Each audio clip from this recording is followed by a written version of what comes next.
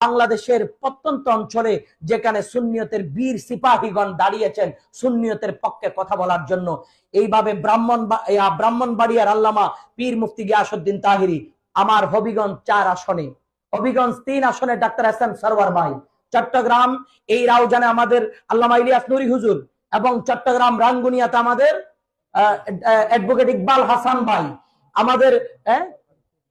ফটিকছড়ির জমিনের মধ্যে আওলাদ রসুল সৈয়দ সাইফুদ্দিন আহমদ আল হাসানি হুজুর, এবং আপনার বোয়ালকালী 8 আসনে আমার ভাই সৈয়দ হাসান আল আজহারি,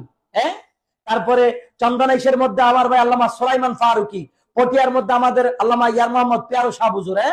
এইভাবে আনোয়ারের মধ্যে এস এম শাহজাহান ভাই, এভাবে চট্টগ্রাম মহানগর চট্টগ্রাম 9 আসনের মধ্যে আমার ভাই কিনা মুনার ওয়াহিদ মুরাদ ভাই, এইভাবে সুন্নিয়তের প্রতিনিধিগুলোকে আমাদেরকে মহাব্বতের জায়গা থেকে উনাদেরকে আমাদের পক্ষে কথা বলার জন্য